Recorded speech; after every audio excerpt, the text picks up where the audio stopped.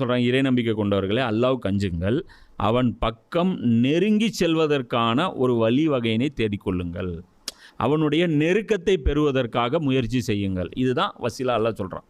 இதுதான் அரபுடைய மீனிங் என்ன, வசீலா அப்படின்னா நெருக்கத்தை, அதாவது அந்த அல்லாஹ்வுடைய நெருக்கத்திற்கு ஒரு வழியை சூஸ் பண்ணுங்கள். சரி, இது ஏன் அல்லாஹ் சொல்கிறான் ஒரு வழியை சூஸ் பண்ணுங்க அப்படின்ட்டு? ஏன்னா எல்லாருக்கும் ஒரு வழி செட் ஆகாது. இப்போ நான் பேசுகிறேன், இதே வழி இன்னொருத்தன் செய்ய முடியுமா? செய்ய முடியாது. அது அவங்களுடைய இயலாமையாக இருக்கும். சரி, என்னால் இந்த மாதிரி செயல்பட முடியல, அதனால் அல்லாஹ்வுக்கும் எனக்கும் கனெக்ஷன் இல்லைன்ட்டு ஒதுங்கி இருக்க முடியாது. அவங்களுக்கு அவங்க வேறொரு வகையில் அல்லாஹ்வுடைய வசீலாவை பெற முடியும். அவங்களுக்கு வேறு ஆப்ஷன் இருக்கும். சில பேருக்கு உடல் உழைப்பு வசீலாவாக அமையும், சில பேருக்கு பொருளாதாரம் வசீலாவாக அமையும். புரியுதா? இது ஒரு இன்டர் கனெக்டடு வேலை. அல்லாஹ்வுடைய தீனுக்கு சர்வீஸ் பண்ணுறதுங்கிறது ஒரே குவாலிட்டி கொண்ட, ஒரே தன்மை கொண்ட மனிதர்களால் மட்டும் செய்யக்கூடிய வேலை கிடையாது. இதுக்கு ஒரு கம்ப்யூட்டர் ஆப்ரேட்டர் வேணும், இதுக்கு ஒரு ரைட்டர் வேணும், இதுக்கு ஒரு ஃபைனான்சியர் வேணும், இதுக்கு ஒரு ஃபீல்டு ஒர்க்கர் வேணும், இதுக்கு ஒரு வெல்டர் வேணும், இதுக்கு ஒரு டிரைவர் வேணும், இதுக்கு ஒரு பெயிண்டர் வேணும், இதுக்கு ஒரு மேஸ்திரி வேணும், இதுக்கு ஒரு எலக்ட்ரீஷியன் வேணும்.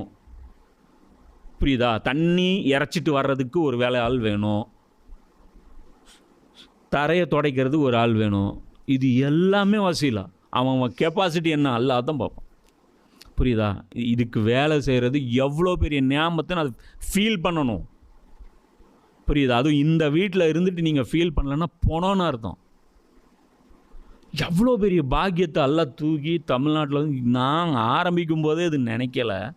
இது எவ்வளோ ரீச் ஆகும், இது என்ன பண்ணும், இதனால் என்ன நடக்கும்னு நமக்கே தெரியல.